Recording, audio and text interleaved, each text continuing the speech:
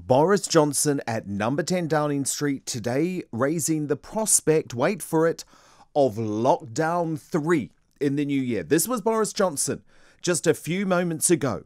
If we ease off now, we risk losing control of this virus all over again, forcing us back into a new year national lockdown with all the damage that would mean. Oh, absolutely not. No, no, hell no. Perpetual lockdowns do not work. When are we going to learn that a cycle of perpetual lockdowns do not work? The World Health Organization now concedes in that dramatic reverse ferret that lockdowns lead to more poverty, that lead to more deaths. This madness has to end. 0344 499 1000 is my phone number. Let's get analysis now from our political panel. Today I am joined by Calvin Robinson, the Conservative commentator from the right, and Mike Buckley, the journalist from the left. Calvin Robinson, lots of worrying messages there from the PM, but the one that I took out of it more than any other is the fact that he has now put right there on the table, before we're even into December, the prospect of lockdown 3 in January. Well, I think the word you used was spot on, perpetual lockdown, because what's the point of lockdown 3? We're not leaving lockdown. The majority of the places that were in a tier 1 when we entered lockdown 2 have come out in a tier 2. So that is essentially still lockdown. The whole country is remaining in lockdown, and a new year lockdown won't make a difference. But the thing is, if we entered lockdown in tier 1 and we're leaving it in tier 2 or 3, does that not suggest that the actual national lockdown didn't work and didn't do what it was supposed to do? Why are we continuing it? Why are we dropping it? Why aren't we dropping it? It's just, I don't understand. It's ridiculous. There's no cost-benefit analysis of this. You know, that's NHS coming next week, apparently, Kelvin. Next week, yeah, we'll see. I'll believe it when I see it. But, you know, the NHS has been fine throughout, so all of the excuses for lockdown don't even hold anymore.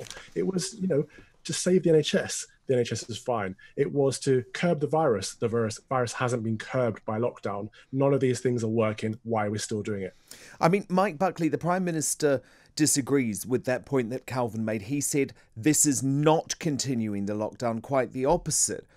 But actually, if you're in tier 3, so if you're in Manchester right now, you feel like this is lockdown. You can't go to the pub. You can't go to a restaurant. You can't stay at a hotel. This is lockdown in another name, is it not?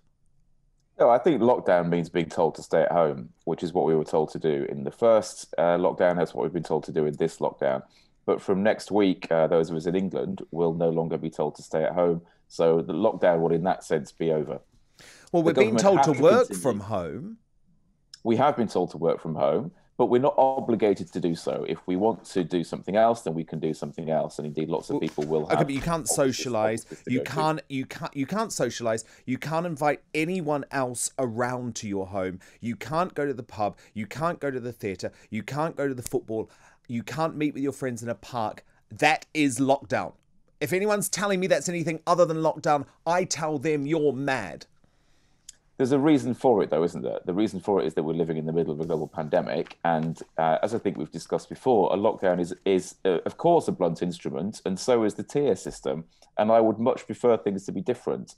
And I thought left-wingers wanted to avoid poverty. I do want to avoid poverty. But then why on earth do you endorse this lockdown? Because I also want to save lives.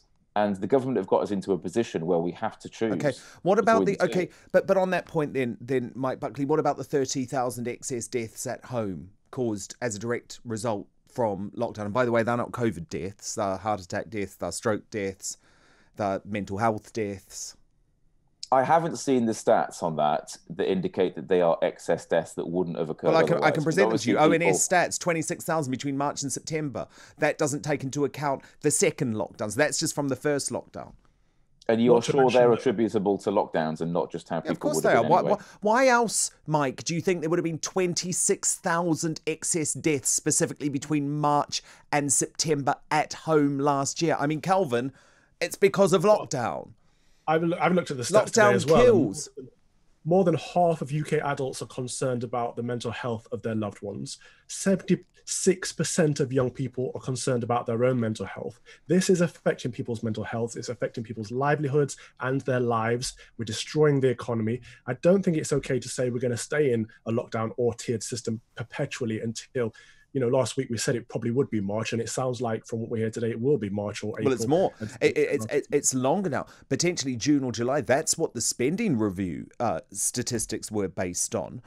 Look, I mean, it's okay, Mike, to say we're not being told to stay at home, but that's semantics, isn't it? Because we're being told we're not allowed to go anywhere and nothing's allowed to be open. Everything is locked down. So we're just playing word games. So basically, we're allowed to leave the house to go to a supermarket. We're allowed to leave the house to go to a shop.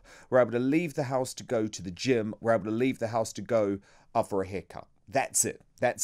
Mike Buckley, what I want to ask you about, though, is this vaccine scenario, because Boris Johnson sort of threw Chris Whitty under the bus slightly at that press conference, saying that the chief medical officer had now talked him into the fact that by April the situation will be much, much better.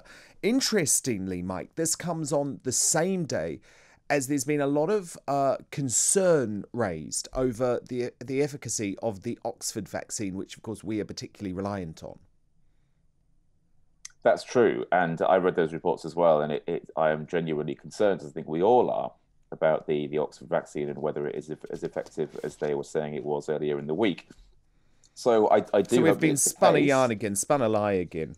Potentially, but what we do have at the moment, we've got 3 vaccines that are very strong, and the government has purchased, I think, a good amount of the Pfizer vaccine. I don't think we've got much or any of the Moderna vaccine, but that of course, both of those will be produced in their billions next year. So even if we can't get access to them as quickly as we would like, we will get access to them at some point. You could argue that the government should have purchased more of the Moderna vaccine, earlier in the process, and I think that they probably should. Well, we've got more vaccines per head of population than any other country in the world. We've clearly backed the Oxford vaccine because it's ours, but unfortunately, it doesn't seem like it's there yet. Yeah, I mean, to be honest, I very rarely have sympathy with this government, but on this point, I do have some sympathy because they couldn't buy enough of every single vaccine that was out there. There's at least 30. And I think the vaccine procurement has been a great thing, but they had to back a horse. What my point is that you can't rely on the vaccine to get us out of lockdown. We have to learn to live with the virus before then, because I'm sorry, I don't trust the government saying, oh, it's all going to be fine by April, we're all going to be vaccinated. That would require the biggest logistical exercise the government has conducted in peacetime. And this is also the same government, Mike Buckley, that told us this was all going to be over by Christmas. So I'm sorry if I struggle to believe that 67 million people would have been vaccinated successfully without any bumps in the road by April. I am not here to defend this government, and I agree that I think the way they've handled this pandemic has been abjectly awful, and that's why it's had such a huge impact on the economy, worse than I think any other nation just about in Europe. Pretty much, yeah. One of the worst we've got the worst health outcomes of any country in Europe as well. And my argument would, of course, be we've got the wrong government. I don't know whether you guys would agree with that or not. Oh, yeah, mate. Jeremy Corbyn would have done a better job. Are you on cloud cuckoo land? Come on! Imagine if Corbyn. Imagine if but he didn't run at the last election. He would have been the Brexit secretary right now, arguing for a second referendum, by the way, and plunging the country into more chaos. So I'm sorry for you to suggest with a straight face that a combination of Jeremy Corbyn, John McDonnell, and Diane Abbott doing a better job during this pandemic. I want my head to explode. I'm not suggesting that. But what I am saying very clearly is this government has done a very, very bad job. Sadly, we did not have an alternative government available, and I genuinely wish that we had. But what you guys have not presented to me, you've argued against lockdown. You've said we should all go out and catch the virus and we'll have lots more. When have I said that? When have I said that? Do not misquote me.